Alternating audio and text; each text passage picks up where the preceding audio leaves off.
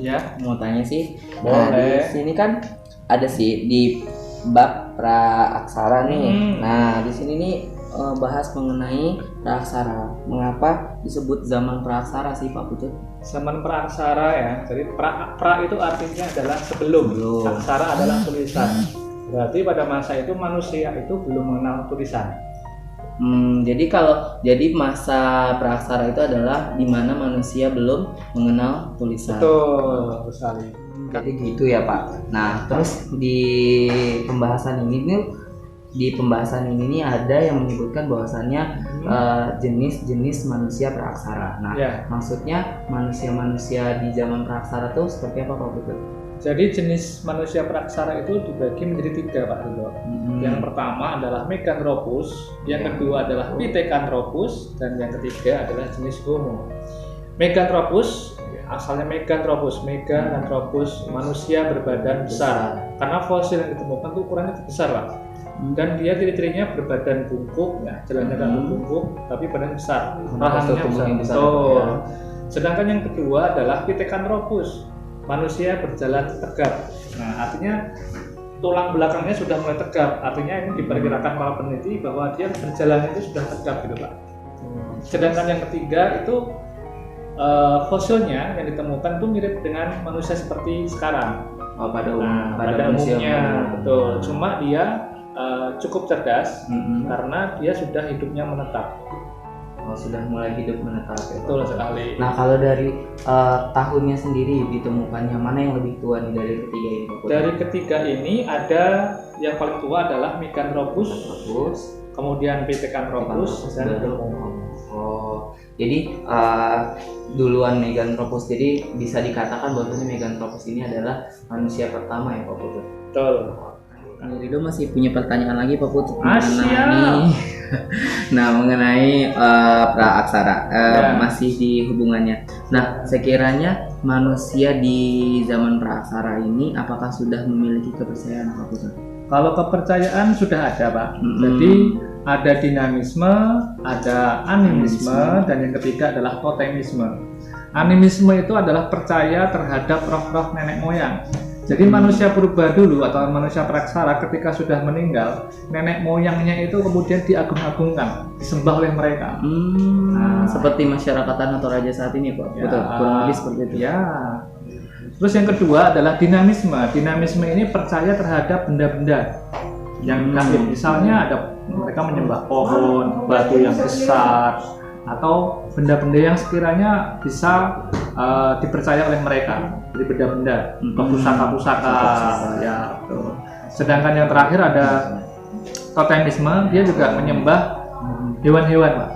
Hewan-hewan di sini hewan-hewan yang dianggap diagungkan, seperti harimau, ular yang mengancam kehidupan mereka sebenarnya.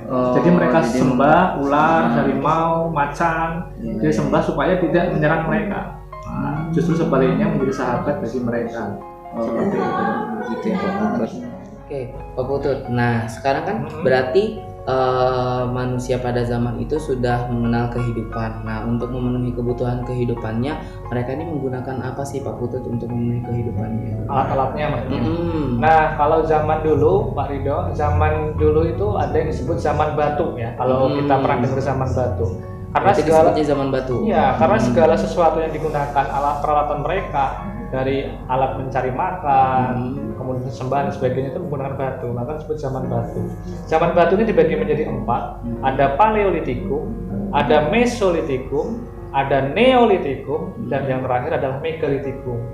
Paleolitikum adalah zaman batu tua, Mesolitikum adalah zaman batu tengah, Neolitikum zaman batu muda, dan Megalitikum adalah zaman batu besar. Apa tuh yang membedakan Pak? Yang membedakan itu alat yang digunakan. Kalau Megalitikum itu alatnya masih kasar Pak, seperti kapak genggam.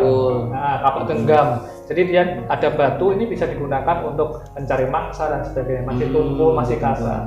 Sedangkan Mesolitikum itu sudah sedikit halus yang digunakan. Sudah Betul. Dan Neolitikum ini sudah mulai beragam alat yang digunakan. Jadi selain halus juga banyak. ukurannya kecil-kecil untuk memotong, untuk memilah. Tajam tipisnya. Betul, seperti pisau itu. Tapi semuanya terbuat dari batu.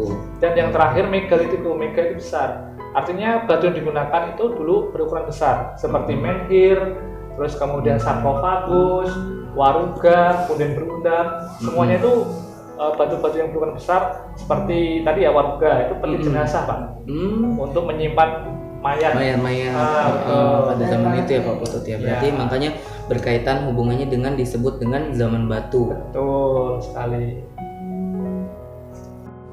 Nah Pak Putut, berarti kan kalau mereka sudah mempunyai alat-alat, secara otomatis dia mempunyai peninggalan-peninggalan. Nah sekiranya ada nggak sih Pak Putut peninggalan-peninggalan prasejarah? Praaksara maaf. Iya, ada Pak Ridho. Jadi tadi misalnya menhir itu adalah tugu untuk menyembah nenek moyang ya, tadi itu besar itu ya. Kemudian ada dolmen. Dolmen adalah meja batu. Dulu meja tapi terbuat dari batu. Dulu itu untuk apa fungsinya? Fungsinya untuk menaruh sesajen, untuk menyembah ya roh nenek moyang itu.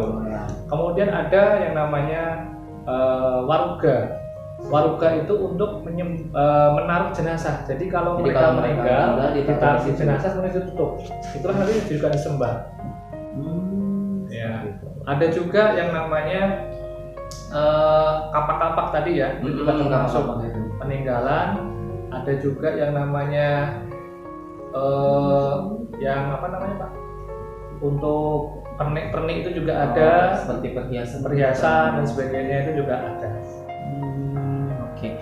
Baik Pak Putut, nih saya jadi banyak tahu mengenai pembelajaran sejarah di Praaksara. Mungkin nanti kalau misalkan pertanyaan selanjutnya, kalau misalkan saya mau tanya ya Pak Putut sama Pak Putut. Siap.